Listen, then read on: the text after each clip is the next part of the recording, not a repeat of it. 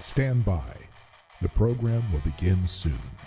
There's an example yesterday I saw of this woman who's been here.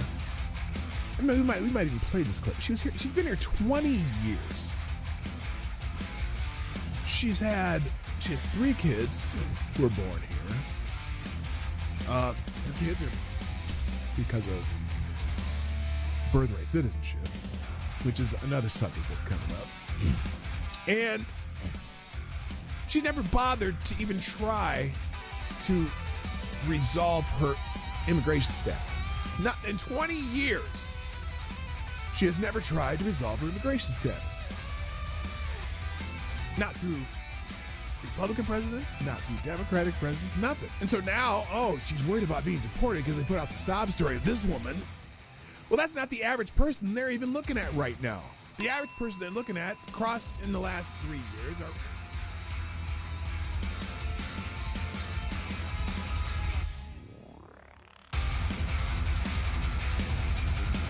CNN is cutting jobs to embrace the digital future. No, they're cutting jobs because, as I like to say, they suck. CNN is undergoing significant restructuring, planning to lay off about 200 employees, which constitutes approximately 6% of its workforce.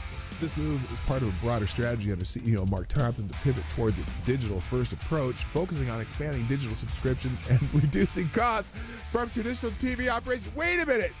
Didn't they already try the CNN subscription service, which failed miserably?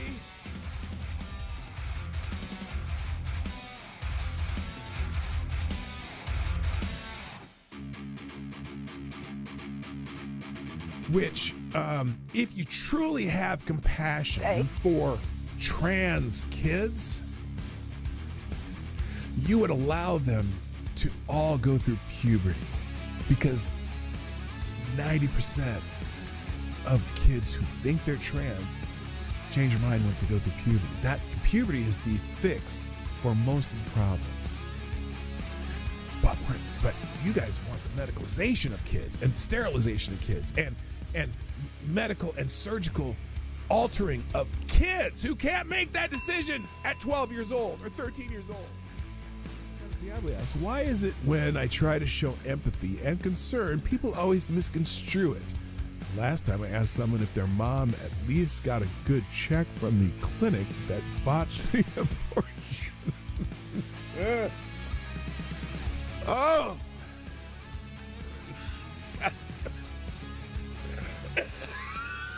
Oh, God. Damn it, AD. I think you just need to find a gentle weight. Stand by. The program will begin soon. I would be willing to bet everything I own that submitting a 22-minute video montage that shows the most egregious acts of violence you can find from that day, when the defendant in question is on that video for only 6 seconds and is seen walking calmly, is highly prejudicial and a violation of the defendant's due process rights. The person was found guilty and sentenced to 19 months in prison. Now, it took 2 hours to read through all of the documents that were in the case file. Every motion submitted by the defendant was denied. Every motion by the defendant was denied. How often does that happen? And every motion submitted by the government was granted.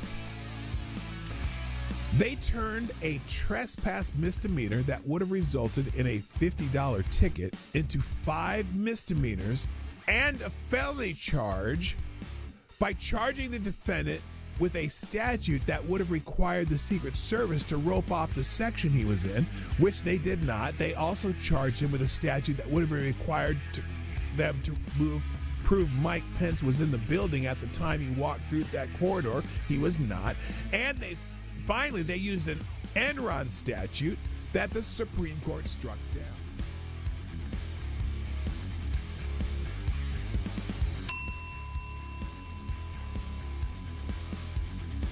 If you accept a pardon, you are admitting guilt.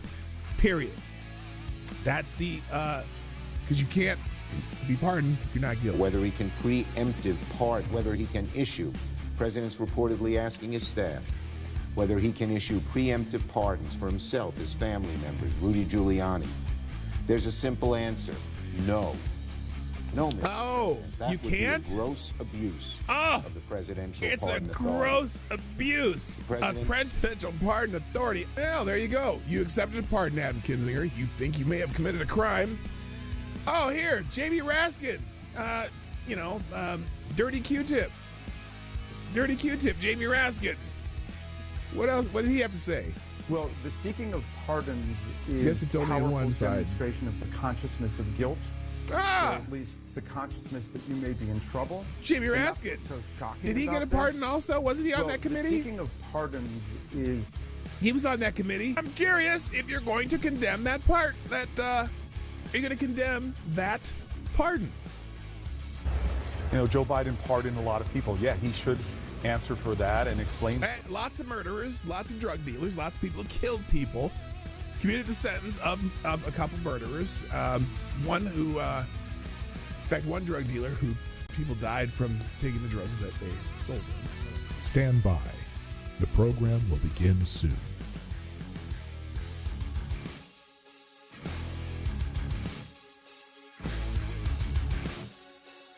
The Obama-Aniston rumors have gone wild.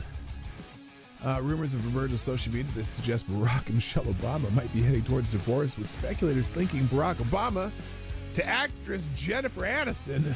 Those rumors have gained traction following Michelle Obama's absence from Jimmy Carter's funeral and the inauguration, and are based on tabloid stories and social media speculation without solid confirmation from the individuals involved. So far, they're still rumors, and I don't know why people are perpetuating them, but it is kind of fun to perpetuate rumors like that.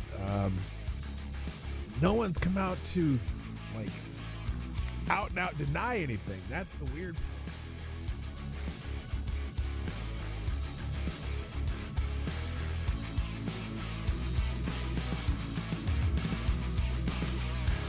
We should just take a deep breath and acknowledge the audacity. The of a audacity! president who's so clearly The concerned about his own audacity! criminal culpability. Oh my God, his own criminal culpability and his son's business dealings. I know that they're talking about Joe Biden, aren't they?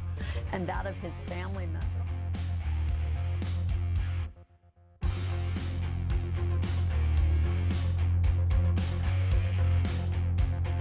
Black the Boy asks, are cats really soul suckers? Yes.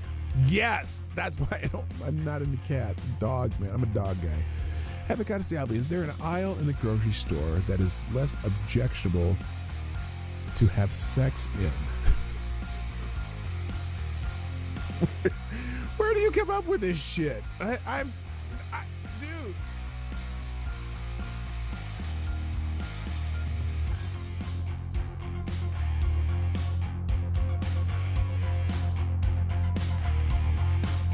Has done something no person in the world has ever done before. A dead man, a dead politician has risen. Yes. Somebody who 4 years ago at Davos, he's buried, a dead. And I wonder how many people at Davos have been funding Donald Trump's demise that has failed. I wonder how many people at Davos, again, let me say it again. I wonder how many people at Davos have been funding what they had hoped would be Trump's demise. Bet you there's a few of them there. And didn't work, did it now? Didn't work now, did it? Politically known to me. He's now returned. This is the greatest comeback in political history of a politician. And then, therefore, he thinks he can do anything. At the end of the show, every day on my show, if I put something on the screen or I'm talking about it, or it's a topic or an article that I'm presenting in this show, I provide links to every single thing that I've talked about. And even more, the ones I didn't even get to, I drop them in the chat at the end of the show, and also I drop them in the description. So if you want to find these articles, they will be in the links at the end of the show.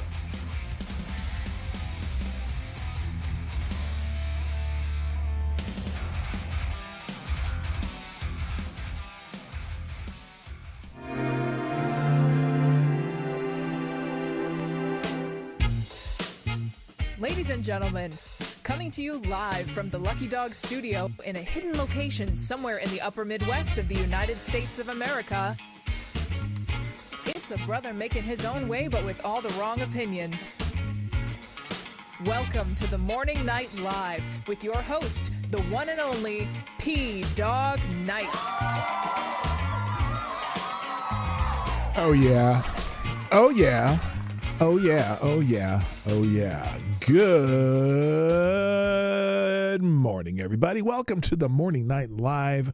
I'm your host, Marty, also known as P-Dog Night on the internet. Welcome back to the P-Dog Night channel, where sometimes I forget to, I tweeted out the show, but I forgot to put the link in the chat. So I'm going to do that right now. I hope you all had a lovely weekend. I did. Lady Boomer and I celebrated our 32nd wedding anniversary. That's a long time, man. And we're rooting for 32 more, which would put us well into our 90s. Well, not well into our, just barely into our 90s. But anyway, we had a lovely time. We didn't really do anything. We stayed home. My daughter did a beautiful thing. She came down with our two grandbabies and made us lunch, which was lovely. That made us very happy. In fact, and we got to spend the day with our daughter and two of our granddaughters, and it was really cool. So that was it. Then we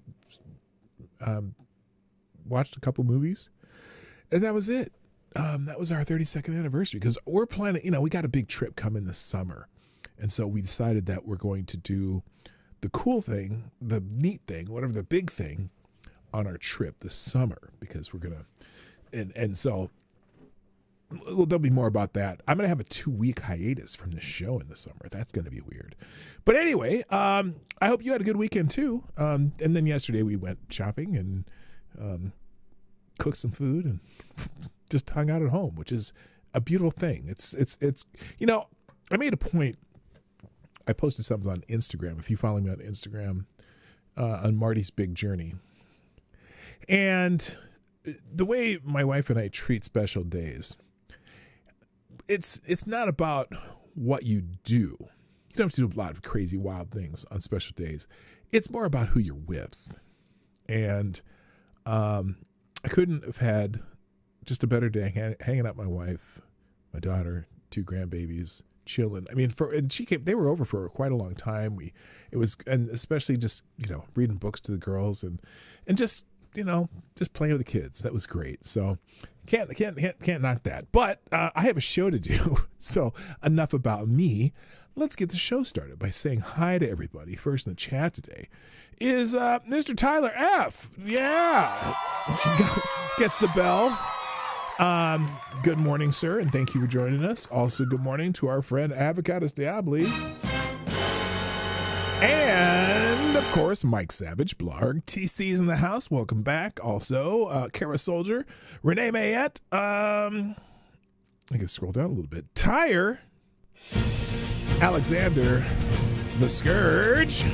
Also, good morning, JB. Nice to see you back. My favorite Canadian, Jaeger Pony. Boy, you guys there's not that many people here. Oh, there we go.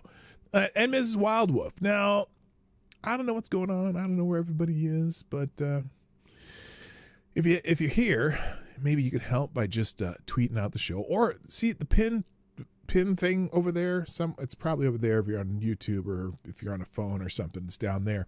There's a little pin chat there, and if you share that link, if you click that link and just drop a "Let's Go" in on X, the app formerly known as Twitter, I'd be happy with that too. And in fact, several of you have done that already. And let's see who's done it.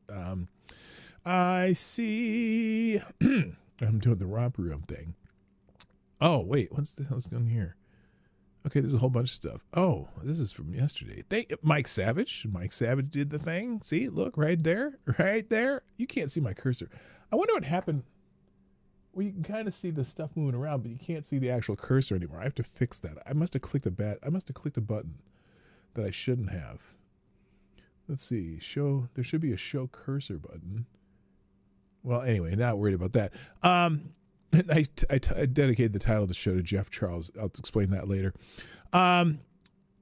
Jeff Charles did like that. Also, Amazing Disgrace did a "Let's Go" with a dog wearing sunglasses. It's always cute when you have the dogs doing human things. Got a t-shirt, a watch, and some sunglasses on. And, of course, the requisite Ric Flair, woo, from Ty Alexander. Thank you. And also for tweeting out the show, by the way. TC's did one. Thank you. And Jay Blizza, that'd be JB, I'm sure. So thank you. Thank you for sharing the stream. I appreciate it. I appreciate it more than you know. If you are here and you haven't said anything in the chat, make yourself known. Like, for example, Jethro Hetero is here. Thank you, Jethro Hetero. Nice to see you. And so 20 people, 10 likes. Let's fix that ratio, and let's see if we can get some more people here. So that'd be great. Today's cup of warmth is brought to you by the Camilla Grill, New Orleans, Louisiana. Nice little breakfast spot we went to when we were there. How long? Man, that was 6 years ago. We went to New Orleans for our 25th wedding anniversary. Hung out in New Orleans. I have a friend who's from there that told us all the great local spots to eat, and the Camellia Grill was one of them. Down on the end of one of the trolley lines, we took one of those New Orleans trolley cars all the way down to there, and it was a nice breakfast spot. I had a very simple breakfast, but the nice thing was there were some cheese grits, and they had some really, really good cheese grits, so that was fantastic. Good morning, Amazing Disgrace.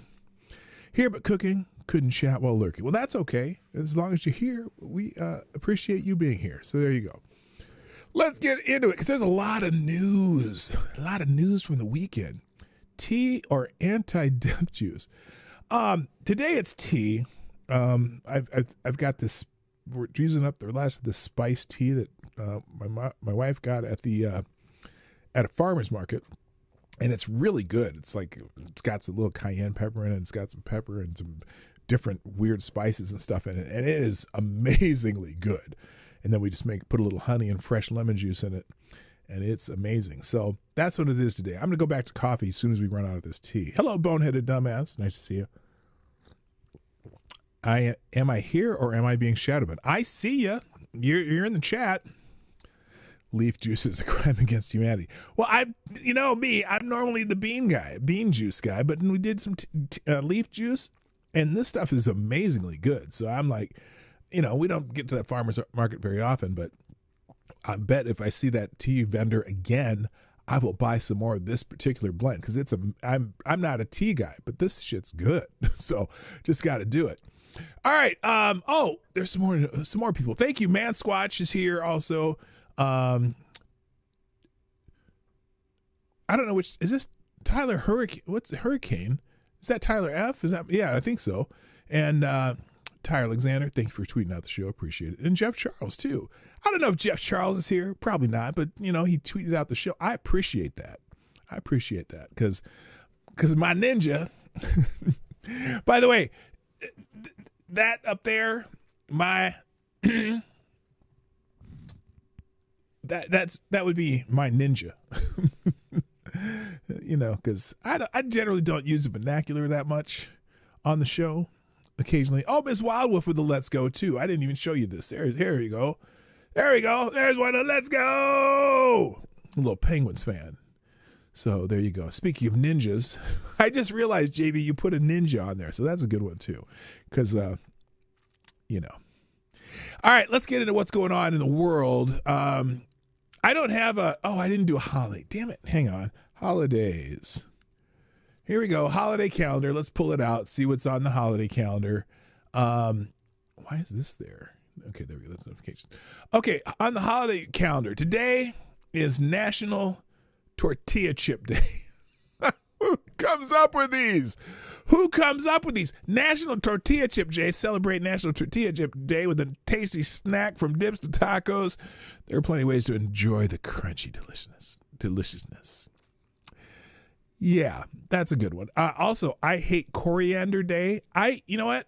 I cook a lot, and I really couldn't even tell you what coriander tastes like. Isn't that just a fancy name for cilantro? I don't know. Enjoy the movement and celebrate. I hate Coriander Day. Share your stories, recipes, and tips for avoiding this herb with friends. I don't know what that is. Also, open that bottle night. Yeah, open a bottle. Popping bottles. Lantern Festival? I have no idea. Discover E-Girl Day? Hell no. I know better. Anyway, there you go. There's the holidays. There's a list. I'll put the whole list up here today. Not just one. Not just for kids anymore. Moving on. Also, this is kind of cool.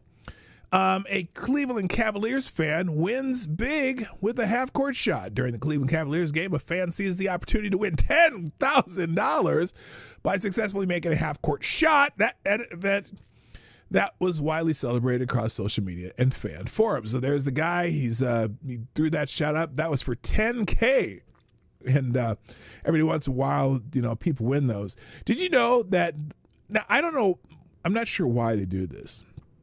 Oh, I think coriander is the seed of the cilantro plant. I knew it was something cilantro related.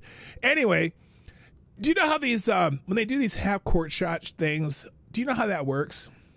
Do you realize that these organizations, they take out insurance policies for these things in case they would win? And you would think, it just seems to be, if your prize is 10 grand, I wonder if it's cost effective to just take out insurance policy or just pay the 10 grand. But I guess it makes sense. So anyway, that dude won $10,000 hitting a half-court shot.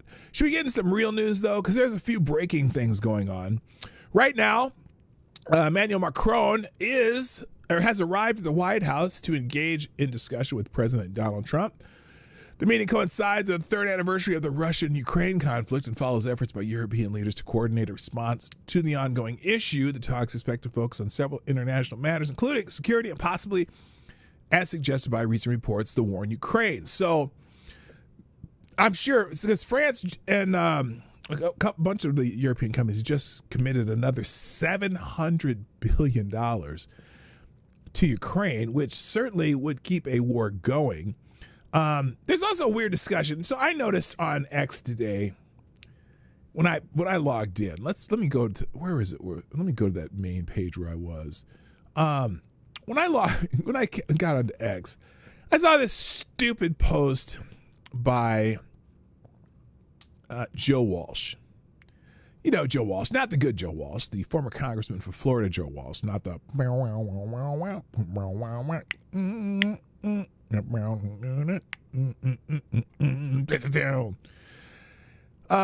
no, this idiot, Joe Walsh, who's mad at Mike Lee for saying that admitting Ukraine to NATO would literally start World War III because apparently Zelensky said, "I'm ready to exchange my resignation for Ukraine's NATO membership." Okay. Which sounds kind of dumb. And Mike Lee, the senator from Utah, said admitting Ukraine to NATO would literally start World War III, to which Joe Walsh, the bad Joe Walsh, not the good one. Good morning, Now What Studios, my friend Wu, my dear friend from high school, and Shio Grath, what's up? To which Joe Walsh, I'm beginning to think he's just anything that counters what a Republican or Trump says is his lifeblood right now. He says, "Dear base Mike Lee," that would be Senator Mike Lee from Utah. He says, 2 questions. Is NATO a good thing? Okay, that's one question. And then question number 2 is, and if it is, why shouldn't Ukraine, a country yearning to be a part of the free democratic world, be admitted to it? To which, now, okay, well, let's start with the fact that it probably would start World War III. Russia would fight to have Ukraine not be a part of NATO. Russia did want Ukraine to be neutral. And at one time, Ukraine was neutral. In fact, the government there, back in the early 2010s, was decidedly neutral. They didn't, the government there that won, or popular, whatever, was decidedly neutral. Now, granted, Ukraine's always been one of the most corrupt countries in the world, especially since the end of the wall, since the wall came down. But they wanted to stay neutral. They had a government that did not want to take sides with Russia or the United States. NATO, basically the United States, right? Even though it's Europe, obviously the United States dominates NATO as far as money, military, and etc. One of those conditions of the, well, not even the conditions, but one of the agreements we made way back when was that NATO would not expand to the Russian border. And we've been expanding NATO in farther east in Europe. And the purpose of NATO was to oppose the Soviet Union, right? And so a lot of these former Soviet states, several, have become part of NATO. Now Finland, which has a border with Russia, is apparently joining NATO. Sweden, a bunch of these countries are joining NATO now. And Ukraine is the one with the biggest border to Russia. Now, we took the nukes out of there, and Ukraine stayed neutral. We said we would protect Ukraine, at least as far as a nuclear shield. And look, there's nukes in a few other countries in Europe that can protect Ukraine, but we took those nukes out of there. But why would we want to make a country with the largest border to Russia NATO? So the answer to Joe's question, is NATO a good thing? I guess so, yes. Why shouldn't Ukraine, a country yearning to be a part of a free democratic world, free? Really? The one that Zelensky canceled elections. Now, granted, it's not the first time a country's canceled elections during a war. I understand that part. But the idea that he not only canceled elections, but he also banned opposition parties to his. He also banned the largest church in Ukraine. It doesn't tell me that doesn't scream to me that you want to be part of the democratic world. It just doesn't. He just wants our money to fight Russia. And I understand he wants to protect his country, but let's just chill out for a minute. Tyre says, if Mexico joined BRICS, how would he be feeling? Well, yeah, let's say that the Russia had a Russian version of NATO, that, because BRICS is supposed to be as close as you get, but BRICS is more of an economic group. But let's say if Mexico decided, well, let's go put some, let's ally with Russia and allow some, have a Russian security agreement with Mexico. How would we feel about that? I'm pretty sure we'd say, get the fuck out of here. Fuck out of here. So that is just a dumb tweet. Joe Walsh, the bad Joe Walsh, not the good Joe Walsh. I'm just saying. Wait a minute. Let's see. Happy Monday. It's happy now that we have a man with with balls in the White House. And your voice is the choir of real people taking real solutions to the previous idiots on parade. Yes, I hope that I am. I try to be that. By the way, speaking of prioritized chats, thank you, Avocados Diablo, for sponsoring the show. And you are the new Streamlabs Superstar sponsor of the day. Thank you for dropping a small bullet, a.k.a. 223 in the tip jar, who says... Speaking of Macron, have you seen the hilarious conspiracy theory that his wife is actually his dad, whom he married after he had sex at a sex change? Yes, that's that is funny. That's Candace Owens been pushing that Macron's wife is transgender, and now they're saying that not only is his wife transgender, she's his transgender father. Who came up with that shit? That's just who. That's all I can say about that. That's really crazy. That's crazy shit. Good morning, Aaron Meredith. I see you there. And I said Sheograth. What's up, my ninja? All right, moving on. So enough about the bad Joe Walsh. Let's see. So Macron, Cavaliers, we did that. Here's one. Oh, speaking of Zelensky, apparently Zelensky's proposing peace via total prisoner exchange. Ukrainian President Volodymyr Zelensky had a summit in Kyiv with EU leaders and Canadian Prime Minister Justine Castro. Has proposed a comprehensive prisoner exchange with Russia as a preliminary step towards peace. This all-for-all proposal aims at releasing all prisoners held since 2014. Since the onset of hostilities then, highlighting Ukraine's readiness to negotiate for peace, despite lacking trust in Russia's intentions. Is that true? Let's see. Here, Zelensky to EU leaders in Kyiv.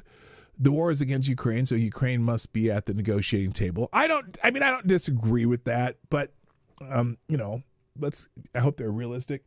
Peace cannot be declared, announced. It must be built. No one trusts Russia. The trust should be built in baby steps. The first step is exchange all prisoners.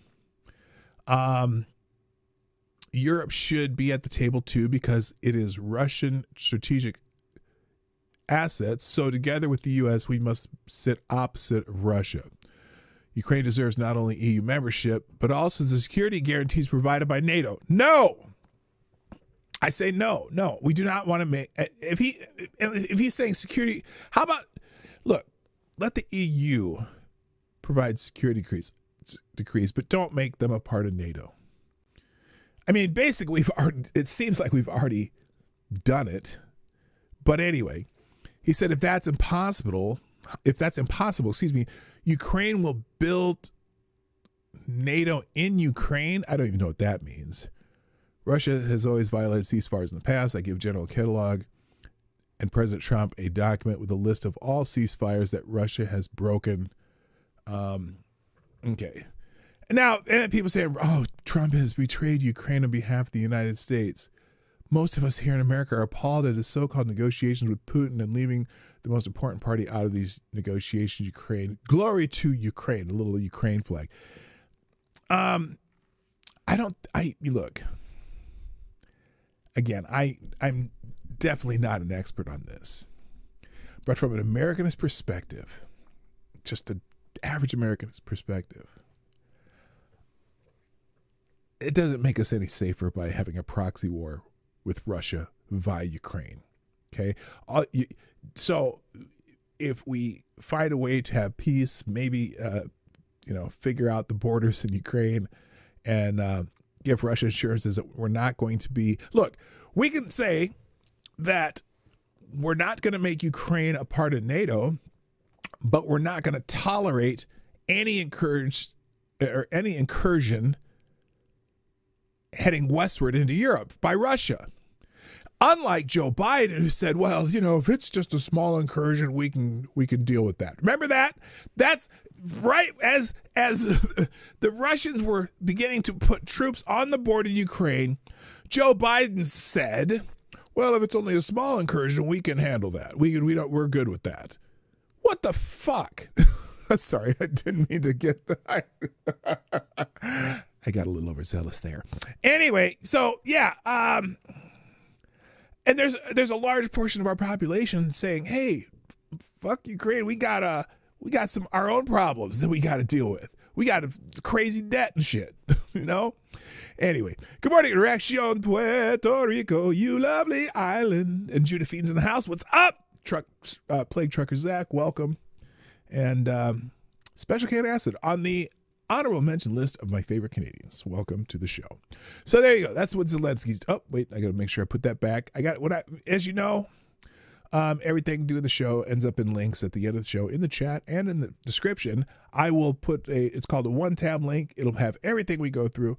I'll pop that in the chat at the end of the show. All right, moving on.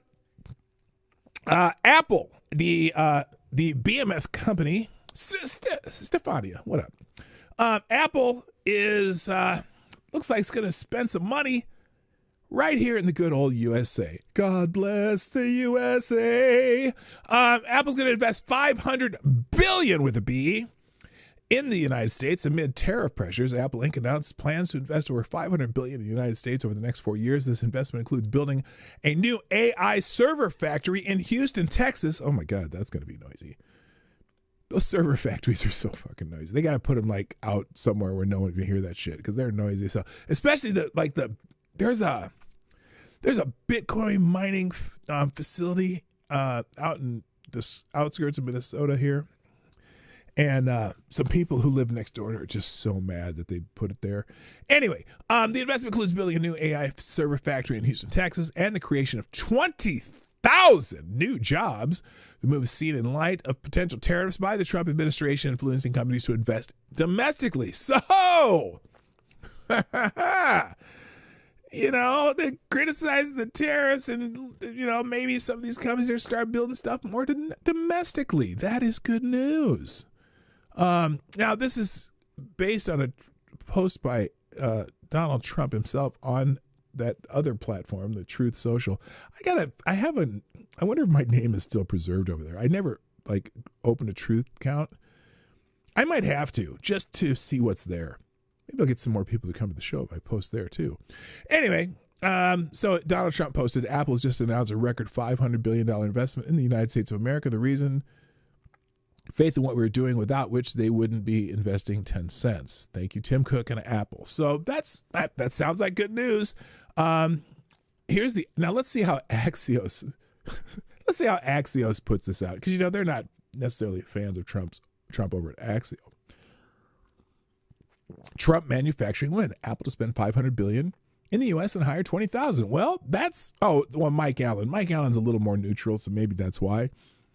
Apple on Monday morning announced plans to invest more than $500 billion with a B, in the U.S. and hire 20,000 people over the next 4 years, with expansion and construction planned from coast to coast. The new jobs will focus on research and development, silicon engineering, software development, and AI machine learning. Apple plans to greatly expand chip and server manufacturing in the U.S., plus skills development for students and workers across the country.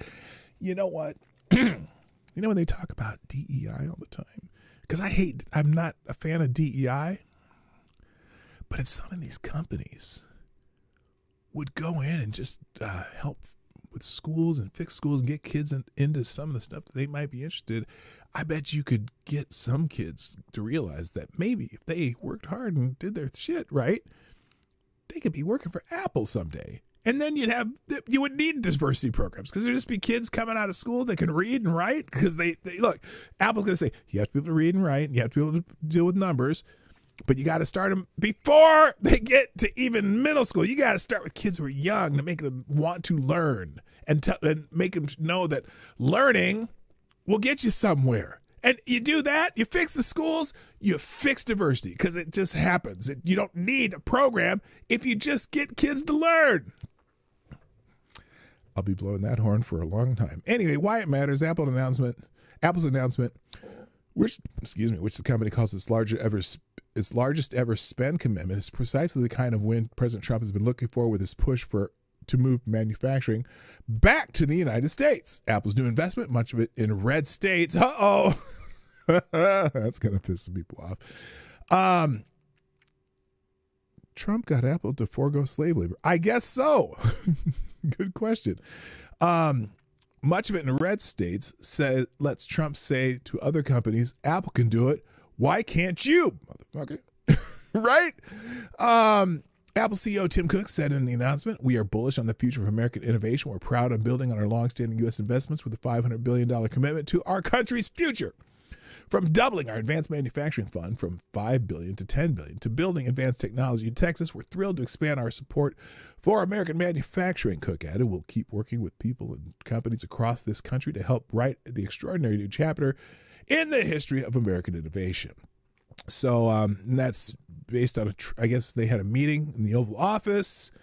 Oh, wait a minute. Here comes the Axios reality check. Let's see what they say.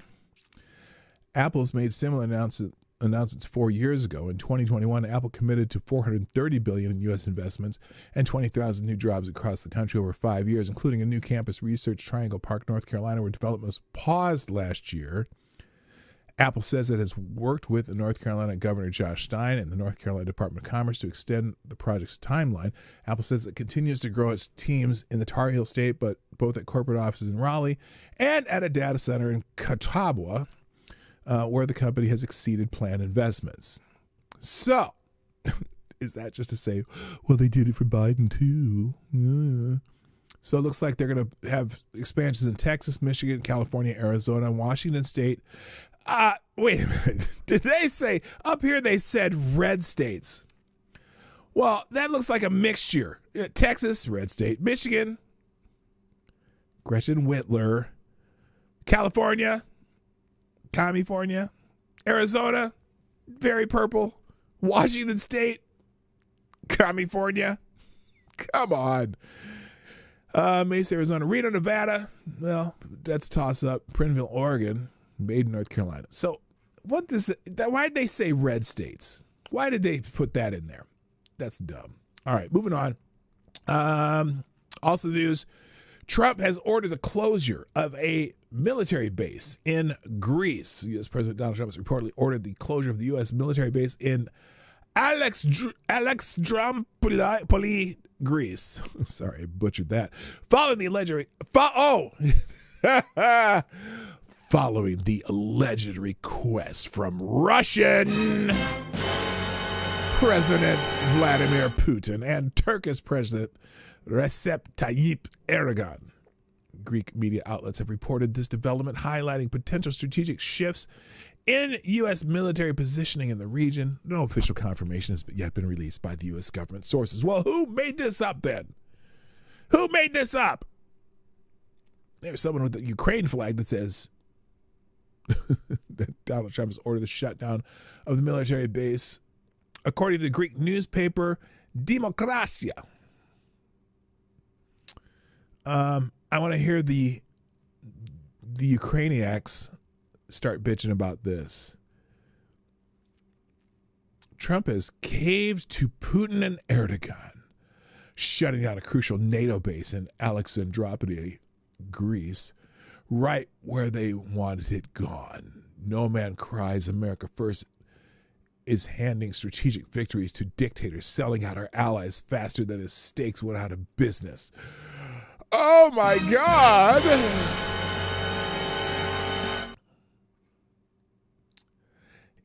Don't we have 2 carrier groups over in the Mediterranean right now? Oh boy. I guess we'll find out more about that as that news develops. Moving on. Pope Francis apparently was hospitalized over the weekend, and he's been receiving global prayers for recovery. Pope Francis is currently hospitalized in Rome's Gemelli Hospital due to a severe respiratory crisis diagnosed as bilateral pneumonia and showing signs of mild kidney failure. That's not good. Are we going to be seeing some smoke coming out of the building sometime soon? Despite its critical condition, updates from the Vatican indicate that the Pope has been resting well, sleeping, and not in pain. Various religious communities around the world, including cardinals in Rome, have responded with public prayers for his recovery. Well, you never want to hear, I'll never cheer for somebody's demise ever. This Pope's very interesting, though. Let's just put it that way. And far more political than most popes I've seen in the past. But, I guess in some ways they're all political. But anyway, the Breitbart story on this says Pope Francis rested during a peaceful night following respiratory crisis and blood transfusions.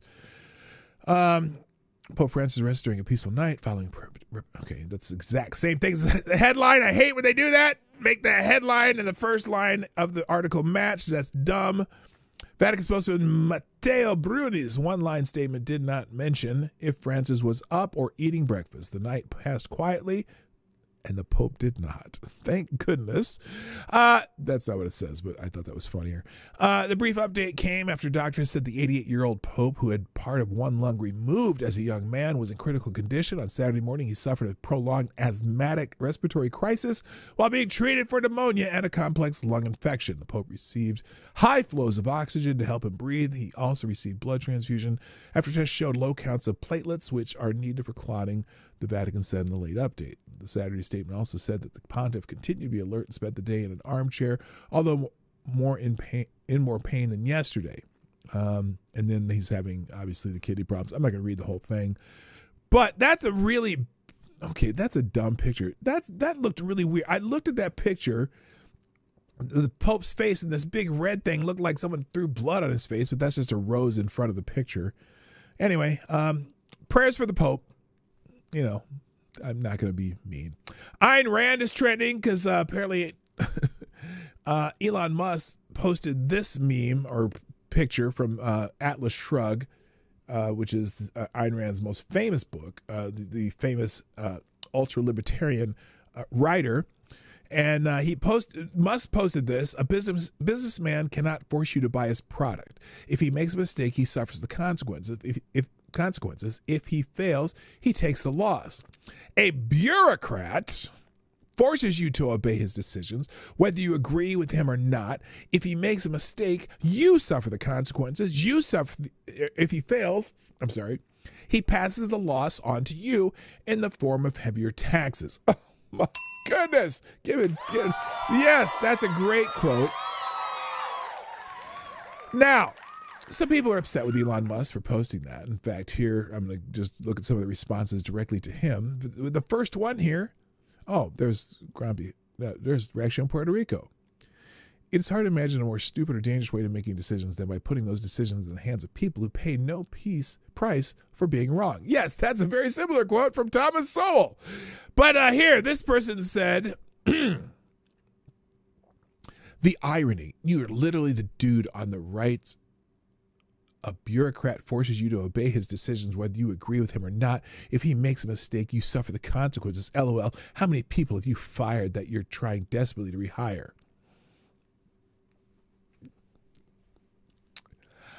I'm trying to make the world's smallest violin for you, dude. A businessman cannot force you to buy his products unless he sells insurance or airbags or seatbelts or financial services or a whole bunch of other things that you are required to buy by government edict. Yes, that would be some regulation shit.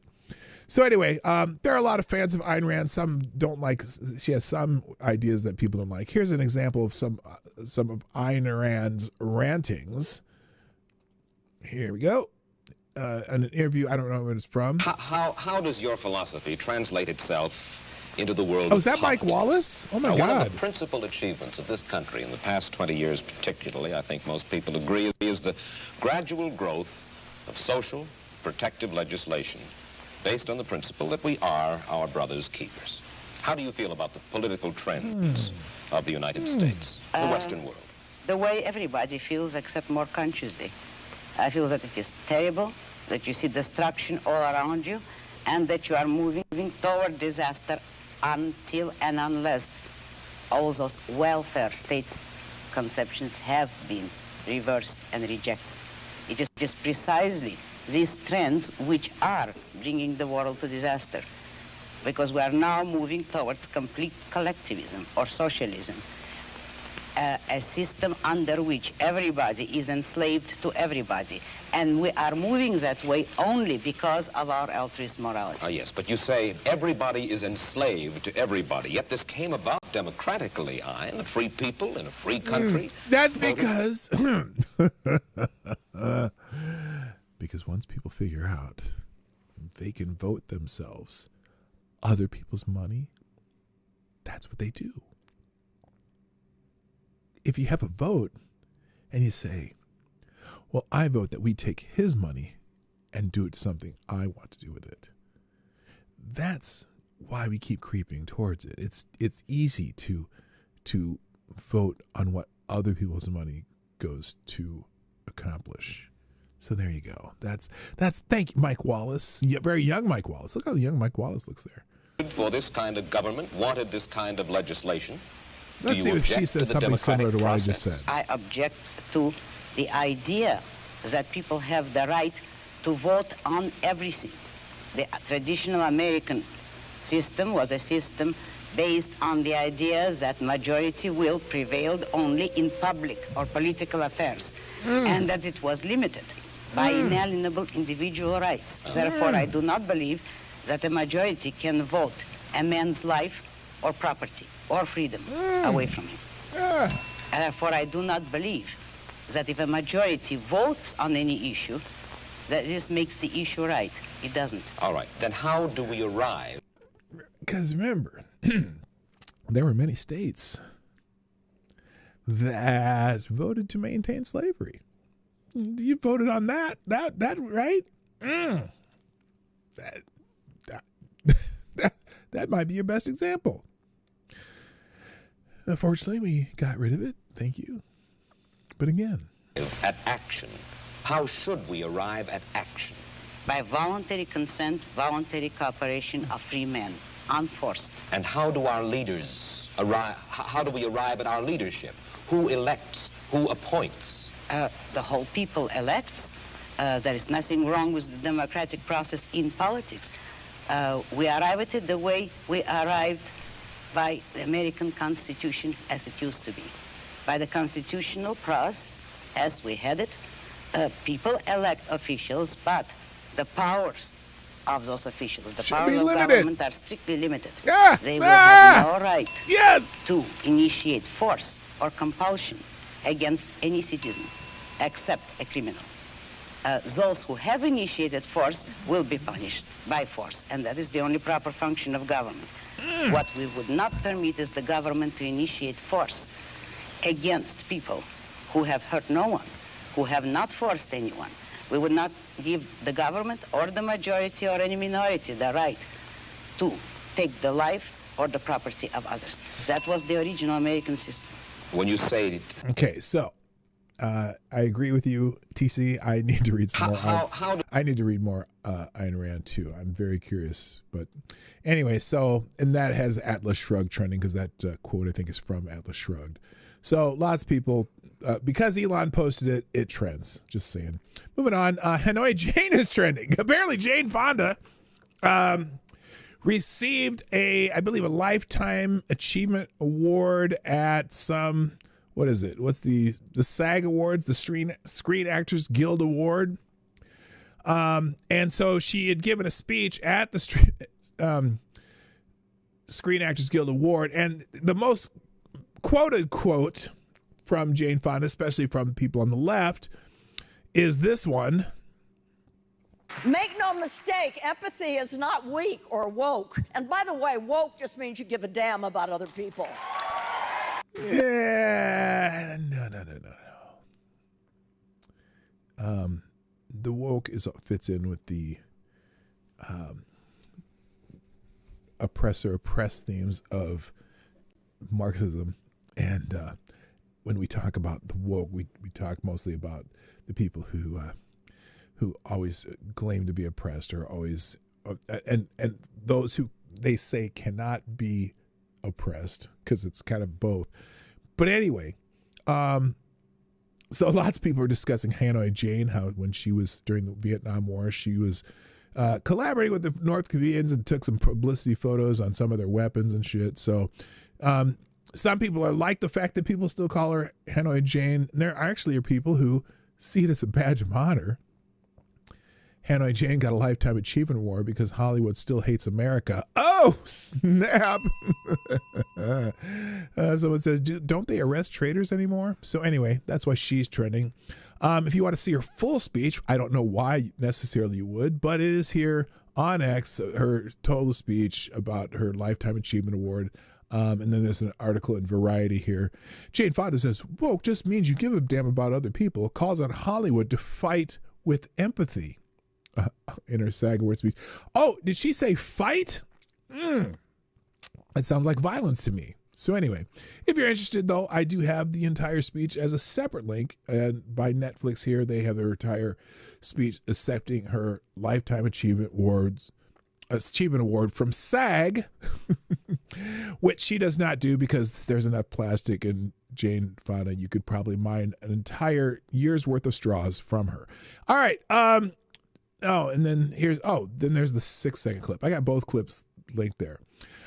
Canada has just promised $5 billion in aid and military support to Ukraine. Canadians, my Canadian friends, what do you think of this? Canadian Prime Minister Justin Trudeau announced a comprehensive aid package for Ukraine on the third anniversary of the Russia-Ukraine war. The package includes $5 billion from seized Russian assets, 25 LAV-3 infantry fighting vehicles, artillery shells, and 4 F-16 flight simulators. Now, wait a minute. 4 F-16 flight simulators? What? Just so they can train pilots, I guess? Trudeau made his commitment during an international summit in Kyiv, attended by numerous Western leaders showing solidarity with Ukraine. F-16 flight simulators? Help me understand. And $5 billion? That's like a week's worth of rocket fire, isn't it? I mean, I don't even know. That's precious, I guess.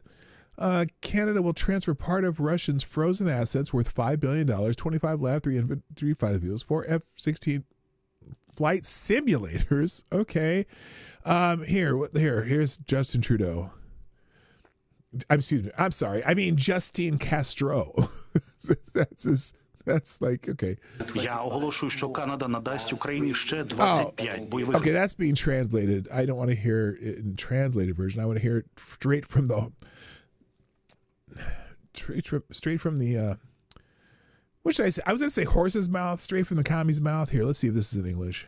That's why I am announcing Canada will be providing 25 more LAV-3 infantry fighting vehicles to Ukraine. 25 fighting vehicles. For all of Ukraine? I mean, 25 fighting vehicles wouldn't cover Rhode Island. I don't even understand this. But anyway, they're doing their part. $5 billion with a B. Of course, you pay like $60 for a dozen chicken legs in Canada, but hey, he's sending some vehicles and $5 billion to Ukraine. We will be delivering 2 armored combat support vehicles, which Ukrainian forces will be trained on shortly in Germany. Train, okay. Landing systems for F-16s were delivered just 2 months ago, and 4 F-16 flight simulators will be provided in the coming months. And that's on top. Do you think flight simulators is the biggest thing they need right now? I mean, I suppose you got to train pilots somehow, but what? Top of the millions of additional rounds of ammunition, components. Okay, well, it's something. I mean, remember, Canada is not, what is it? Just, I think it's, if you take the population of California, Oregon, and Washington, that's how many people live in Canada. You know what's funny, too? I didn't realize this. I mean, it didn't dawn on me. I probably knew this for a long time. But a majority of the Canadian population lives south of me. Isn't that a weird thing to say? A majority of the Canadian population lives south of me. Because I didn't realize, we're far to the north in a large stretch of Canada, basically around the Great Lakes and stuff. And most of the population in Canada lives closer to the border of the United States. I thought that was it never dawned on me that could even be possible. But yeah, we're Minneapolis is north of Toronto as far as the latitude. So I thought that was just weird. Anyway, thank you, Avocados Diablo, dropping another bullet in the tip jar. Appreciate it.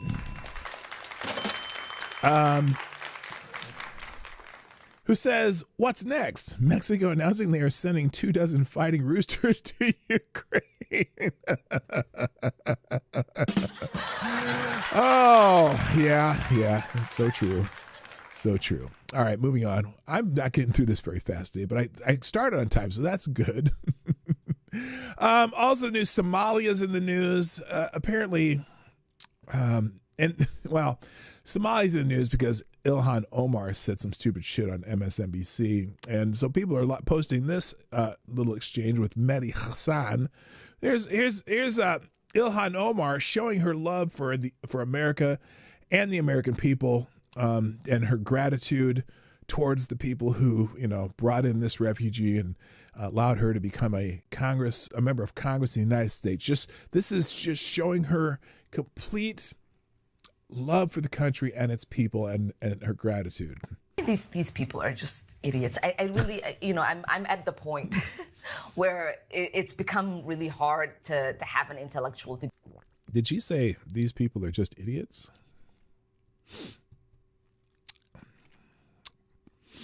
Look here, brother fucker.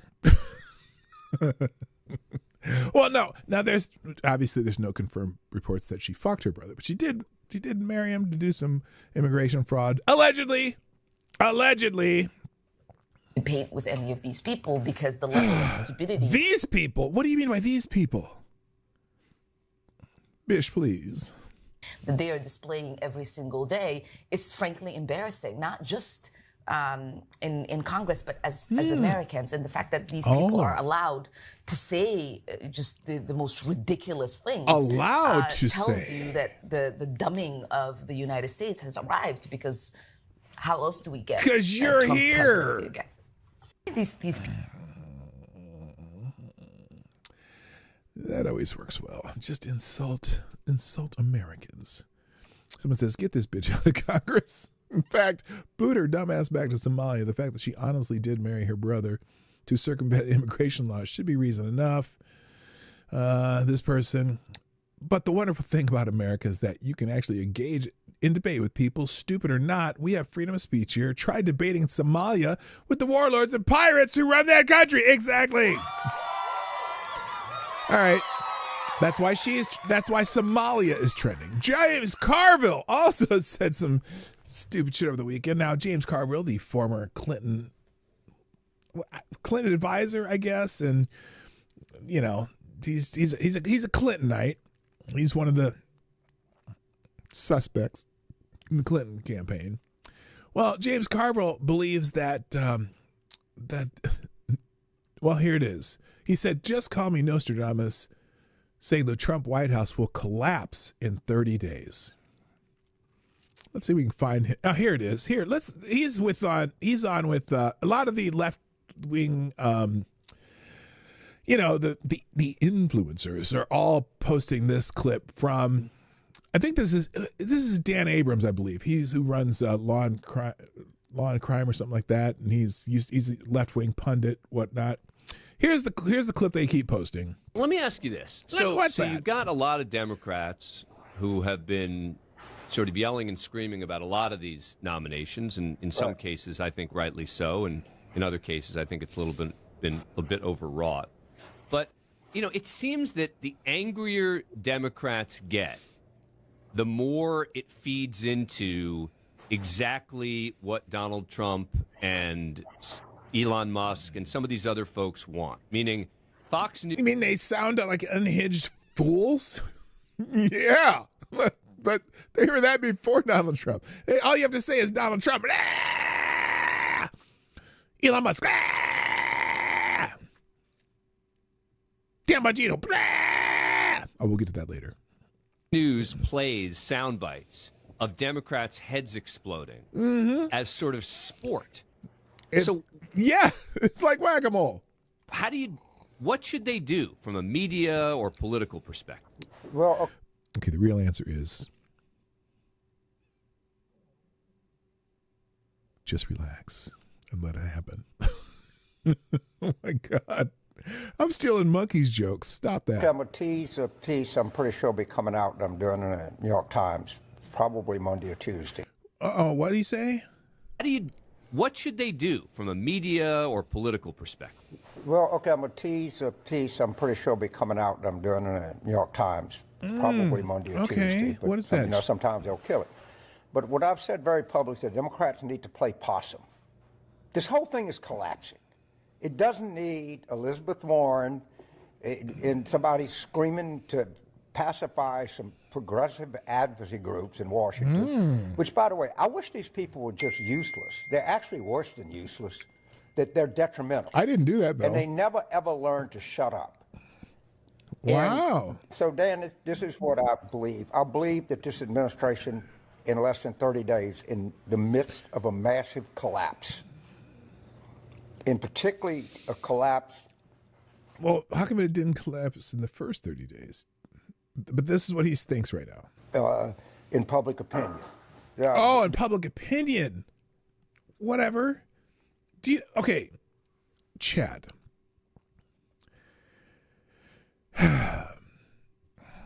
Do you think the administration is concerned about public opinion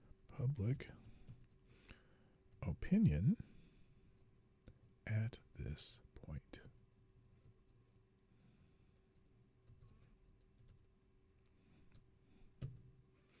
There's a poll in the chat. Do you think the administration is concerned about public opinion at this point? But let's see what James has to say. Della Volpe at Harvard, who's very good. I used to think, once I saw a Harvard youth poll, I discounted it. I've come to say it's a pretty damn good poll. Pretty good. It's good because it's going the way you want it to, or is it good because it's good? Pretty good guy. He's gone from 53 approval to under 30 to 39. That's a collapse. And all we need to do... Here's the problem, James. Trump's never had a great approval rating. So the short-term 53% that he had, I don't care. I don't care, because as long as his approval rating is still higher than Joe Biden's, which was the lowest in history, who cares? He didn't care about because the people everyone's got an opinion.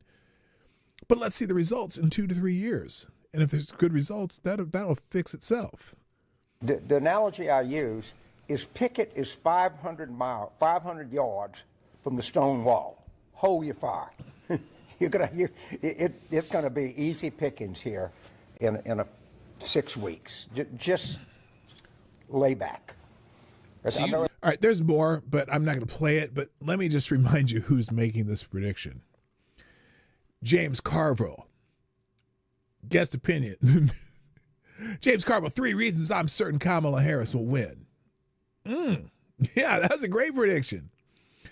James Carville predicts the Trump GOP are in the midst of a collapse and gives them 4 to 6 weeks to fully implode. I don't think anybody listening to James Carville, it seems. The Dems are pretty light on strategy these days. Again, this is one of the shills. I love that James Carville predicts the Trump administration is going to completely collapse in less than 30 days, but he advises Democrats to sit back and let it happen. We can still act. I don't want to watch the Titanic sink from the deck chairs. Someone says, I expect a cuckoo bird to pop out of Carville's forehead right now. And Carville's fucking retarded. Is this the same clip? I don't know. This is what I believe. I believe that this administration... Okay, that's the same one. But anyway, yeah, Carville's been amazingly wrong over the last 12 months, or should I say, since the Clinton administration. But anyway, here's let's see what Katie Hopkins has to say. Katie Hopkins got words. Let's see what Katie... Yeah, no, granted, Katie's not an American, but whatever. James Carville, political strategist and advisor to Bill Clinton, says that the Trump administration will collapse completely within the next 30 days. Now, granted, he kind of garbled his words, and when he said they would collapse completely, he was talking about in polls, so I'm not sure if she's heard that part. Hello, Banks. What's up, Robert Banks? and Blue-Eyed Scream. And somebody else popped in. I can't remember who. Anyway. The same James Carville. That predicted Kamala Harris would certainly win because she'd raised more money and his heart told him that it would be so. Yeah, all right, Nostradamus, take a fucking break. And also, when you're filming, maybe, don't position the camera under your third chin, you 80-year-old old cretin. Makes you look more like Skeletor than you do already. Oh, my God. Oh my gosh, the vapors. So anyway, that's why Carville's trending. Dumbass. Let's see, what else we got? Oh, and this is, Carville foresees Trump's collapse in 30 days. We already did it. Let's move on. Let's see. Bernie Sanders. Bernie Sanders apparently is fundraising in Nebraska and Iowa. Is that old fucker going to try to run for president again? What is he doing? Senator Bernie Sanders has released a video asking for donations to support his nationwide campaign against oligarchy. Hello, hey, Ravon Harris is in the house, a.k.a. Novar Sarah. What's up? His nationwide campaign against oligarchy, particularly targeting figures like Elon Musk and Donald Trump. You know what's funny? I know I've said it before, but when they start talking oligarchy, it's funny. The only people they talk about are people who might be allies to Donald Trump. So, Elon Musk and Donald Trump and maybe half-ass, Zuckerberg, whatever. But they never mention the Soros family. They never mention Pritzker. They never mention, all the billionaires that are on their side. And it's like, if Bernie Sanders starts speaking out against those billionaires who have changed put money into attorney general races all across the country in different states and have gotten left-wing loons installed in government all over the United States, you might want to think about your oligarchs too, because they're screwing up some cities. But no, Bernie only cares about the ones that are related to Republicans. Let me tell you a little secret. The Democrats have just as many, if not more, billionaires on their side. You got Bill fucking Gates, that asshole. So anyway, Sanders has been actively engaging the public on the issue, evidenced by his rallies in states like Nebraska and Iowa. Critics on social media have highlighted the apparent irony of Sanders, a multimillionaire himself, soliciting funds for this cause, questioning the sincerity and consistency of his political stance against wealth inequality. So here's a tweet by Bernie himself. No, at a time of massive income and wealth inequality, we should not be giving tax breaks to billionaires. We should demand that they start paying their fair share. To which I've always asked, what does that mean, Bernie? What is their fair share? Do the 46% of people who don't pay taxes in this country, are they paying their fair share? Like they shouldn't have to pay anything? Or 40, it's 40, it's somewhere between 42 and 46% of people in this country don't pay taxes. So, and there's a lot more of them. What is the fair share? And, when you start saying, oh, well, we're going to just tax the billionaires more, we're going to tax corporations more, we're going to tax them more, you realize, just like tariffs, taxes on corporations come out of our pockets. Yeah, Bernie. So when you think, oh, they need to pay more corporate taxes. Okay, that'll just make shit more expensive, just like tariffs. But you seem to have a boner for tariffs, but not corporate tax. And when I say boner, like as a bone to pick with people for the tariff thing, it's like, make up your mind, be consistent. So anyway, people are savaging Bernie Sanders. Here you go. Multimillionaire Bernie Sanders sobs for cash to fuel his anti-Trump, anti-Musk whining tour, calling it fighting oligarchy, while pocketing millions himself. This is the Democratic Party's sad broke circle. So here's an example of Bernie Sanders' call to action. Action I'm going to give. I am once again asking for your financial support. I don't... Are you really? I just did not know that you were asking for our financial support again. Have to tell anybody that we're living in dangerous and unprecedented times. How so, Bernie? We are Look, if we don't get the budget of this country under control, it's just going to get worse, Bern. You just want to spend more money than we don't have. You want to borrow more money than we don't have. We got $10 trillion in short-term bonds coming due soon that we got to refinance. We need to fix some shit. And you're not interested in it. You just think everyone should, you just want to take money from everybody else. You're a redistributionist, Bernie. Fighting now against the oligarchs, Elon Musk and the others. But what about your oligarchs, Bernie? What about your oligarchs? Who are essentially running the government, the richest people in the world. We're taking on Trump's movement toward authoritarianism. Are we? I've never heard of an authoritarian who wants to cut government. I've never heard of that. Most authoritarians would want to grow government, it would seem.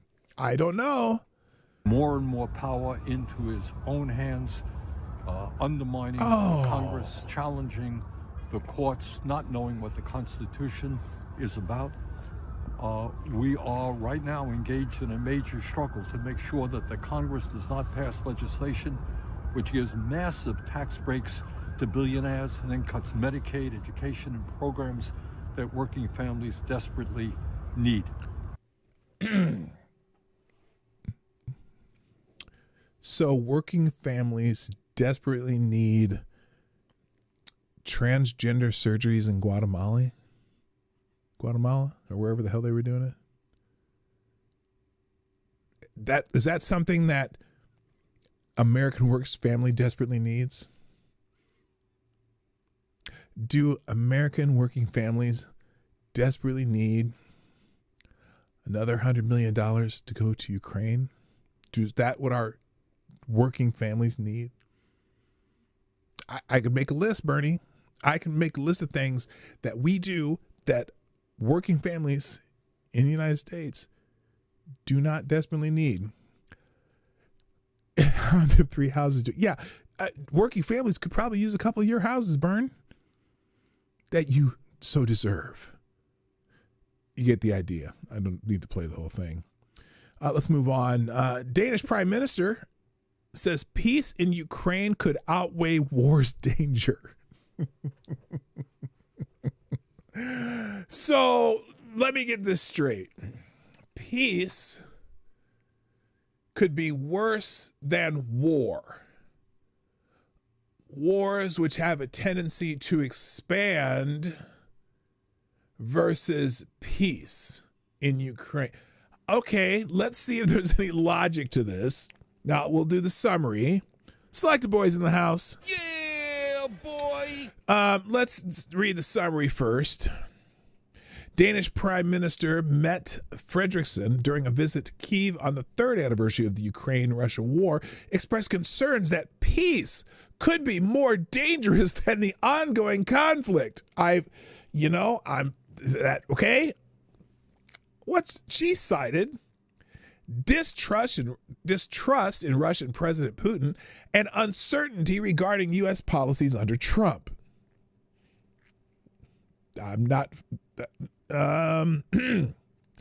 Frederiksen's visit coincides with pledges of military support from Western leaders and a significant financial contribution from Denmark to bolster Ukraine's defense industry. Okay, let's see if anyone... Let's see, is there a better quote than that? I must be honest and say that I do not trust Putin. Okay, that's fine. But again, you're saying that peace could be more dangerous than war. I don't think he wants peace in Ukraine. I understand that many believe a peaceful solution or a ceasefire sounds like a good idea, but we risk that peace in Ukraine could actually be more dangerous than the war that is going on now. How? War, there you go. War is peace. I wonder if she said that in English and just got her complete understanding of the English language mangled. I'm trying, please make it make sense. Make it make sense. Let's see if there's anyone else. Let's go farther down here. Peace is more dangerous than war. Prime Minister Denmark believes that Ukraine is better off fighting than accepting a peace settlement under Trump's policies. Oh, okay. So under Trump's policies. But again, why is that more dangerous than war? Everyone's just putting the same quote out there.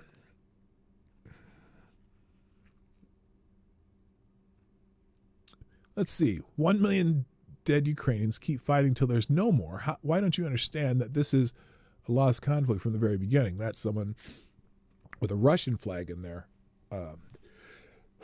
excuse me, in their bio. I'm sorry. It's just to make it.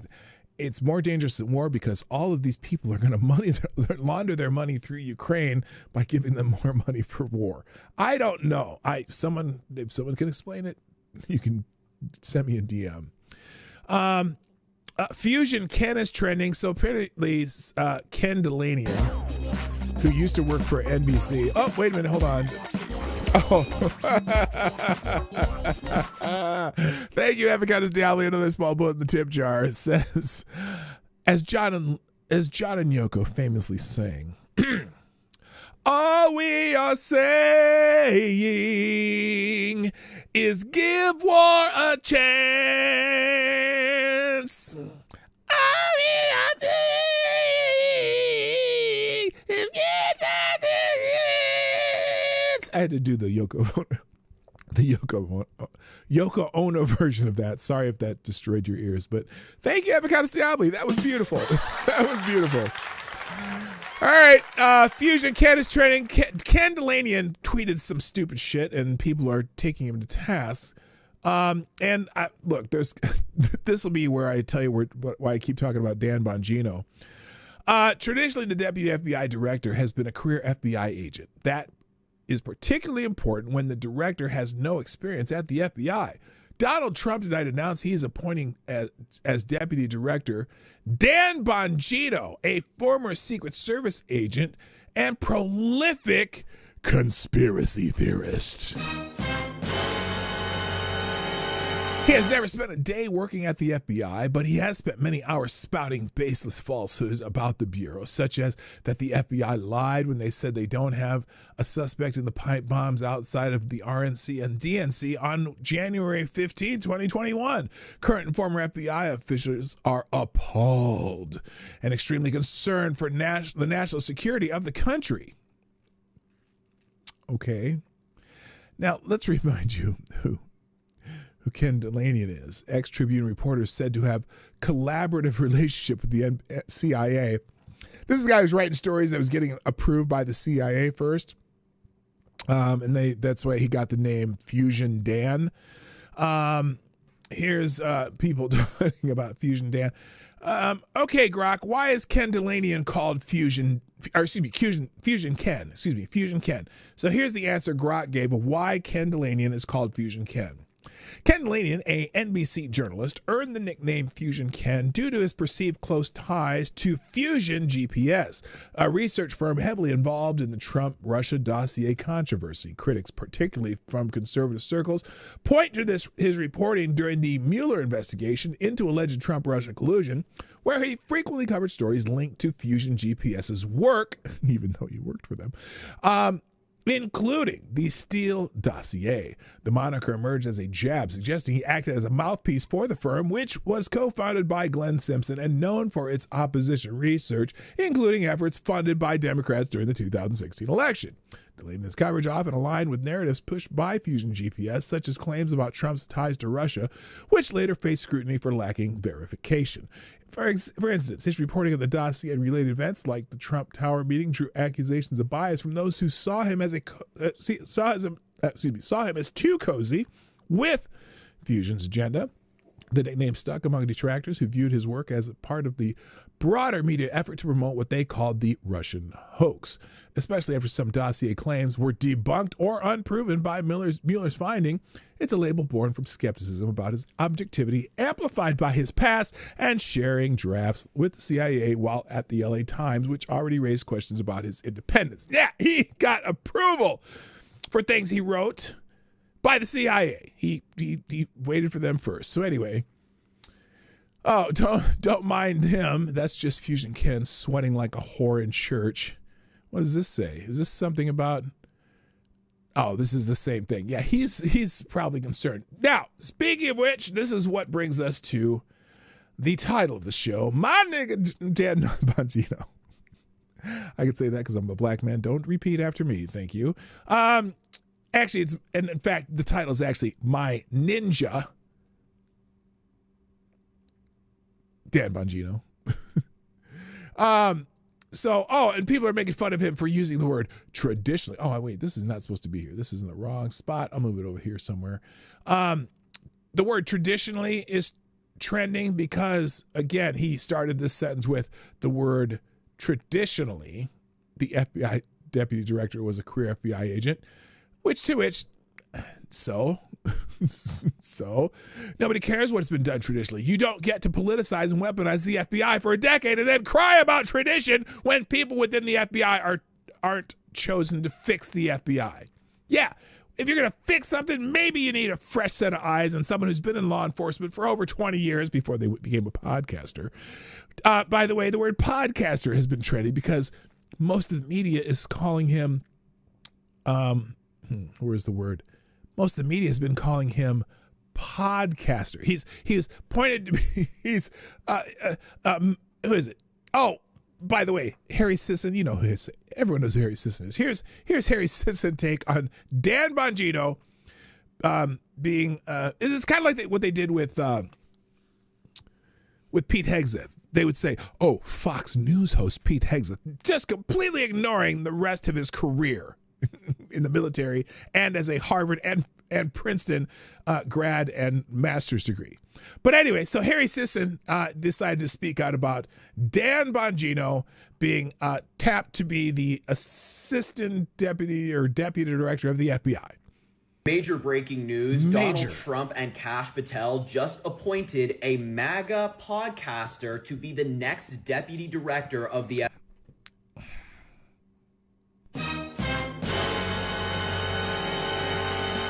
MAGA podcaster. FBI. Yeah, that's right. Another Trump-supporting political commentator will be serving in a significant role in our government. Donald Trump just announced, quote, great. So people who support Trump's agenda. Oh, interesting. News for law enforcement and American justice. Dan Bongino, a man of incredible love and passion for our country, has just been named the next deputy director of the FBI by the man who will be the best ever director, Kash Patel. This is Dan Bongino, by the way, the man in question. He spread insane. By the way, me talking about him being a brother, that is that's just a little shout out to Jeff Charles, who writes for Town Hall now. Who has been talking about the FBI hiring a black man to be its deputy director. Dan Bongino, I guess, is Italian, possibly Southern Italian, maybe in an area in Italy where the Moors kind of came in. And, you know, he's got some features that may make him look black, but nobody cares. But Jeff Charles has been joking about it all day. You better not call him a DEI hire.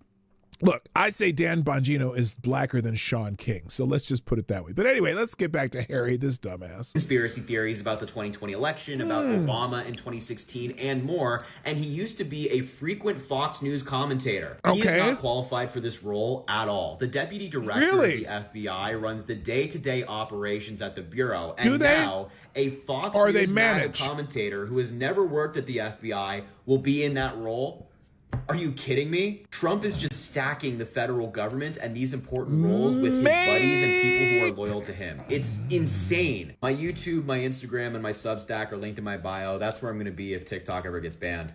Nobody cares, Dan. Nobody cares, Harry. They'll find you. But so some people. So the fact that they say, "Well, he's just a podcaster."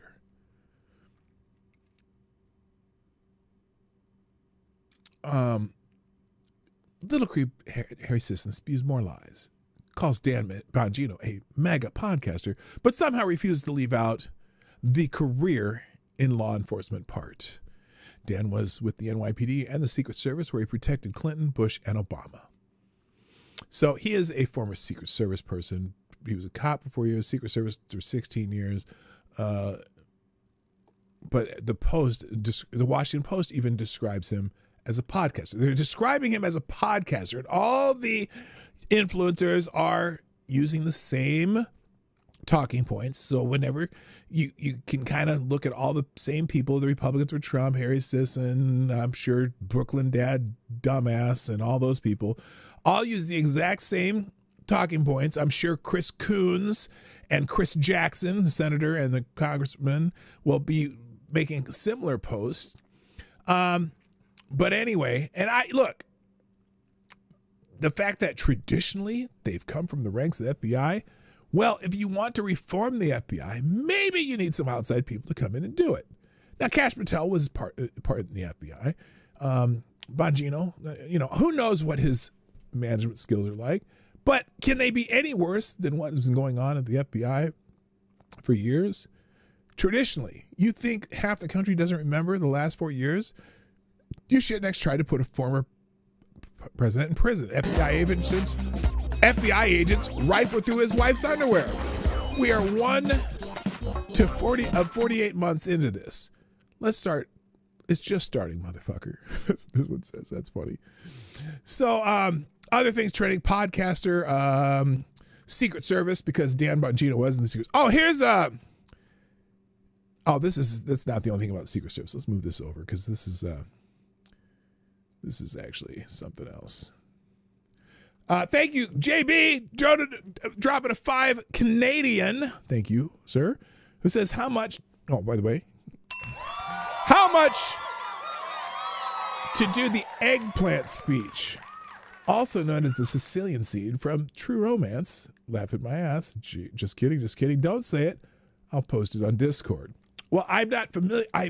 So I hate to break this or admit this. I've never seen True Romance, so I don't know the eggplant speech. But if you post it in the Discord, I'll go check it out. I don't know what you're talking about. Sorry. I'm sure most people do, but I don't. Hello, Midnight in Exile, by the way. How you doing? All right. So anyway, let's do the article from Breitbart. Trump reveals Dan Bongino picked to be deputy director of the FBI. Which he, in a post on Truth Social, Trump praised Bongino as a highly respected special agent with the United States Secret Service, adding that he is now one of the most successful podcasters in the nation. Great news for law enforcement and American justice, Trump wrote in his post. Dan Bongino, a man of incredible love and passion.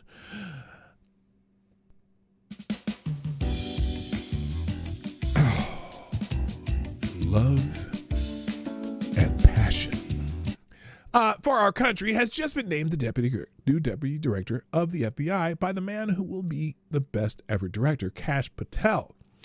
Dan has a master's degree in psychology from the City College of New York and an MBA from Penn State. Trump added he was a member of the New York Police Department, New York's finest, a highly respected special agent with the United States Secret Service, and is now one of the most successful podcasters in the country, something he's willing and prepared to give up in order to serve. Trump added that with Bongino working with Kash Patel, who recently confirmed that to lead the FBI and sworn in, and Attorney General Pam Bondi, fairness, justice, law, and order will be brought back to America. Yeah! Sorry for your ears. So there you go. Thank you, Mr. President. Attorney General Bondi and Director Patel. Bongino wrote on Post and X in an interview with Breitbart News in 2023. Bongino weighed in on cocaine that had been discovered in the West Wing of the White House, stating that there's simply no way the Secret Service did not know who it belonged to. Yeah, I would love to find that investigation. I want to know who that cocaine belonged to in the White House. It's either Kamala or what's this, Hunter Biden. It's got to be one of them. My speculation, without any evidence, would be it was Kamala's. She hid it in a locker and they found it, and Nobody wanted to admit it. Okay. So anyway, big news. Trump appoints Bongino. That's in the links to Secret Service is trending. Oh, now Secret Service is trending for another reason, though. Because, well, of course, Byron Donald says, congratulations to Dan Bongino being named Deputy Director of the FBI, former New York Police, Secret Service, blah, blah, blah, so on and so forth. So congratulations, right? So other people are mentioning a Secret Service service, but also, apparently, the Secret Service is going to be visiting a lot of people because a lot of people are out there talking about how they want to end the presidency of Donald Trump prematurely with dubious means. Here's our friend, the older millennial, talking about this on, I don't know if he's on TikTok. Look, I try to make content that I think... Here it is. This gal right here. Look, I try to make content that I think will tangibly change people's lives. You offered to pay someone to assassinate the President of the United States. Let's not mince words here. That's exactly what you did. That is definitely a crime. She just encouraged Or Nick someone to Rekieta do was that, visiting. Oh, my God. Not technically a crime. But you took it a step further because you offered payment. You not only offered to send spicy pictures to them, which is creepy, but you actually offered money. You offered to put money on their commissary books if they were willing to assassinate the president. That is offering payment for murder. That's a crime. You offered tangible goods for a murder. And I'm pretty sure the spicy picture alone would have qualified as payment. But I mean, that could have been argued in court. But the money, yeah, that's definitely payment. So you offered money for somebody to commit a murder. And not just murder anyone. Not anybody, you offered them money to murder the President of the United States. And look, I know you deleted the video, but I have to tell you, it's not gone. I can tell you that me, as well as hundreds of other people, have forwarded it to the authorities. Because while you want to make content that tangibly changes people's lives, and I guess that type of content would have, because anybody that did that would have spent the rest of that life in prison, we're hoping that the Secret Service and the FBI tangibly change yours. Ouch! So anyway, yeah, this is this gal who did that shit. And so people are, holy shit, offers money to do that thing. Yes, Roberta Flack has passed away. I pinned Kara Soldier's post up there. Roberta Flack. Beautiful. Oh my God. Talk about a woman with a beautiful singing voice. I mean, obviously one of her biggest hits was First Time I Ever Saw Your Face. First time ever I saw your face. Here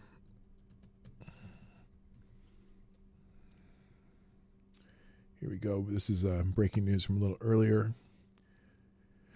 How sad that Roberta Flack has passed away at age of 88. She gave us so many beautiful songs. I just loved her voice. Rest in peace and thanks for the music. That's a nice tribute. Rest in peace, Roberta Flack, the legendary Roberta Flack, whose soulful voice was timeless music touched generations. Born in North Carolina, she rose to fame with hits like The First Time Ever I Saw Your Face, Killing Me Softly, with his song, and Feel Like Making Love to You. Her duets with Donny Hathaway remain classics. Beyond music, Flack was a dedicated educator and an advocate for the arts. Though ALS ended her performing career, her legacy will live on forever. Rest in peace, Roberta. Your voice will never fade. So, yeah, rest in peace, Roberta Flack. Yeah, one of the amazing voices of the 70s and early 80s. So, the only other thing is congrats, Dan. People are congratulating Dan Bongino, including Terrence Williams, who's excited about Dan Bongino being one of the part of the FBI leadership. And he puts bad boys, what you gonna do? Yeah. But there are people Bongino have talked about on his show that did not get pardons. That might need to be worried. I don't know. Maybe. Who knows? There's a lot of people who broke laws that didn't get pardons. Just saying. All right. And then finally, on just the trending topics, the Roosevelt Hotel is trending. Now, if you're not familiar with the Roosevelt Hotel, that is the hotel in New York City. New York City, get a rope. That was housing a lot of migrants. The Roosevelt Hotel migrant shelter is closing due to funding cuts. Oh.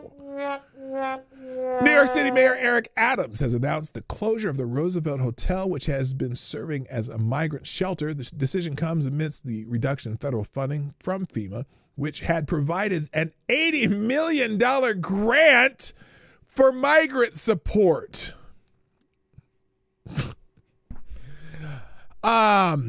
The hotel, notable for processing over 173,000 migrants since May of 2023, is part of a broader plan to shut down 53 emergency shelters by the end of 2025. 173,000 have come through there? What? Oh my God. Hello, Linda Hunter. What's up? 173,000 RUFKM.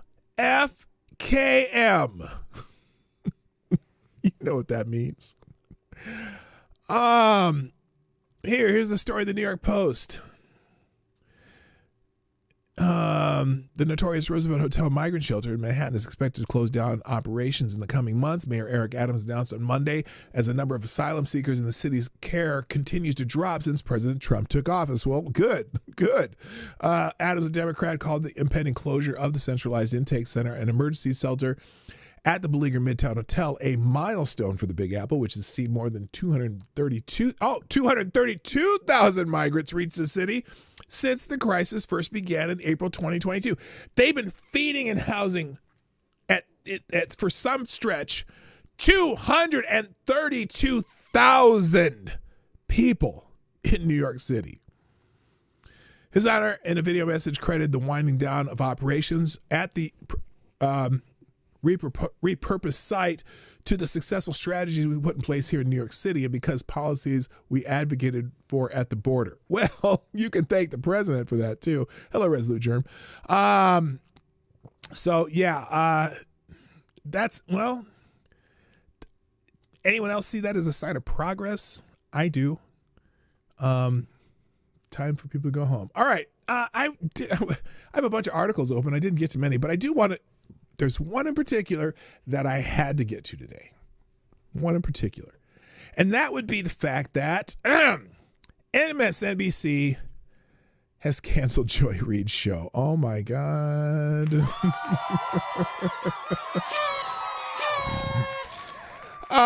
Finally. Congratulations. You played yourself. MSNBC canceled Joy Reid's show, The Readout, which aired at 7 p.m. during the week. Now, how she got the primetime slot, oh my gosh, who knows? Well, it's MSNBC, so we kind of know. The leftist network will air a panel show during the time slot, hosted by Michael Steele, Simone Sanders Townsend, and Alicia Menendez. So now there's a funny thing about that, too, which I'll get to. According to the New York Times, other major changes are expected at MSNBC in January. Rachel Maddow, the network's best-known anchor, returned to hosting her 9 p.m. show 5 days a week during the first 100 days of the Trump administration after having scaled back to only Mondays, and she is paying $30 million to only work on Mondays. At the time, the network said that Alex Wagner, who had hosted the 9 p.m. show 4 days a week, would return at the end of April. That is no longer the case. Instead, MSNBC is planning to appoint a new anchor to fill Miss Wagner's spot. The two people said. Likely candidate for that hour is Jen Psaki, not to be confused with the warm Japanese booze. Former White House press secretary with the Biden administration. Gee, she's just moving on up. Went on up to the side. Who hosts the shows on Sundays at noon and 8 p.m. on Mondays, the people said. Although adding that this decision has not yet been finalized, Ms. Wagner, who did not immediately respond to a request for comment, is expected to remain at MSNBC as an on-air correspondent. So, let's see what clip they use here. This really was an historic, flawlessly run campaign. She's talking about the Harris campaign. It was a historic, flawlessly run campaign. bitch lost. What are you talking about, you dumbass? Versus anyone. She came out and endorsed. She had every prominent celebrity voice. She had all the celebrities. Good God, Taylor everyone. Swift, she had the Swifties. She had the Beehive. Like you could not she have had run a all better the campaign Beehive, in that the short period of time. And I Swifties. think that's still true. Holy fuck. Yeah, just like every other Democrat, you dumbass. Anyway, so people are tweeting about it. Let's see. MSNBC jumps Joy Reid. Ha ha ha ha ha. What is this? When the Doge people arrived on Friday, they forced their way. Oh, you gotta love the memes. Racist MSNBC guest proudly demonstrates his disgusting hatred of black conservatives, comparing them to fried chicken. Joy Reid nods in unabashed agreement. Oh, is this Mehdi Hassan who said that? Your thoughts, Byron Donalds, who walked out after Dixie was played in New York and has no shame there. They say he's going to be the governor of Florida now. Yeah, every community has what I call their chickens for Colonel Sanders. Muslims had their halal chickens. The black community has their chickens. Byron Donalds is a grown-ass black man who referred to Donald Trump as his daddy. And what I want to tell the Byron Donalds... No. He didn't say as his daddy. He said your daddy. As in, who's your daddy now? Not his daddy, your daddy. Daddy's coming home to whoop your ass. Yeah, she just nodded along to that shit, some racist shit. At least if anyone else said it about her guests, they would call it racist shit. But it's not racist if he says it about another black man. Now, the reason I mentioned that I would come back to the part regarding the new show that's going to go take her place, this is funny. MSNBC is being accused of racism for canceling Joy Reid's show, even though they're replacing her with two black people on the new show. Joy goeth in the morning. MSNBC's compelling reason to switch channels, cancel cable, and move to Alaska. Joy Reid is no more, at least not on MSNBC. Whoever owns MSNBC currently, Comcast, Minco, Baskin-Robbins, who knows? Read the entrails, put them back in the fridge, and decided that anything that replaces the angry hairless lady with something that doesn't frighten small dogs and children will be an improvement, and decided to cancel the Readout, or whatever it's called. Critics, including Keith Olbermann, ESPN, MSNBC, Current TV, YouTube, Your Street Corner, and Eli Mistel, that, the dude with the giant gray afro, the only man on cable with even worse hair than Joy, accused MSNBC of, guess, racism. Of course, MSNBC firing of Joy Reid was racist. They only had 4 women of color host their own shows. They've fired them all, and now they've fired them all, Oberman claimed in a tweet which beat Joy Reid's last episode in the ratings. Sure, it might have been something to do with Readout's losing 47% of its audience to whatever viewer poll described as literally anything else, and even an infomercial about baking soy dog cookies. But it's probably racist.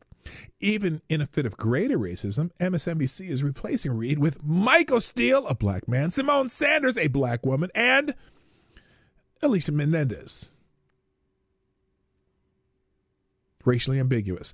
2 of them who are officially black since Steele left the GOP, and 2 of them who have professionally worked in politics, while Reid's only experience in politics was volunteering as an organizer for the Obama campaign and being an internet troll. To be fair, she's like 90% of the resume, or she is like 90% of the resume in the media now.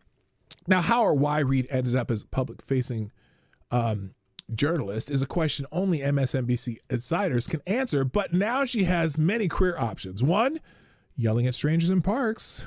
2, teaming up with Keith Olbermann to yell at strangers on public parks. Or 3, The View. Hey, there's a picture of her with her Trump wig. She used to wear a Trump wig too. Anyway, may Joy Reid's show rest in peace. All right. You know what? There's a lot of other articles here, but I don't have time. So I'll leave the aggregator at the end. There's several articles I have open. If you want to check out what I would have talked about, there's all kinds of stuff. But I got to call it a day, guys. Thank you for joining me today on the Morning Night Live. And I appreciate, by the way, I didn't think if I thanked you all for the anniversary wishes last week. I really appreciated that. Several of you reached out and said happy anniversary. I appreciate that greatly. Let's do the links here real quick, and then I'm going to get out of here. Oh, shoot, I got to close. Those can't be the links. Hang on a second here. Let me get rid of this one. Oh, today. My computer's so slow sometimes. But I look forward to having another great week of the show and hope that you all enjoy the rest of your Monday. Here come the links. As soon as I can click. There we go. Share. Boom. Bada bing. Bada boom. Here are the links from today.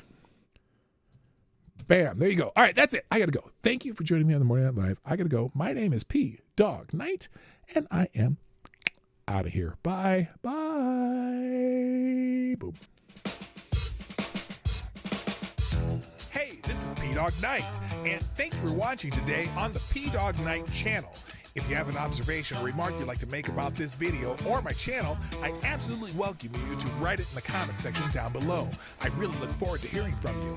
And before you go, if you like what you saw but you're not already subscribed, please make sure you hit the subscribe button and definitely click that bell that pops up afterwards so you'll be notified when I post new videos or when we go live. I broadcast my live show, The Morning Night Live, Monday through Friday at 10 o'clock Eastern, 9 o'clock Central. A special thank you to all the supporters of this channel who share our videos on social media and who make donations through Streamlabs, YouTube, Venmo, and Cash App, which are all linked in the description down below. Thanks again, and until next time, I'm P Dog Night, and I'm out of here.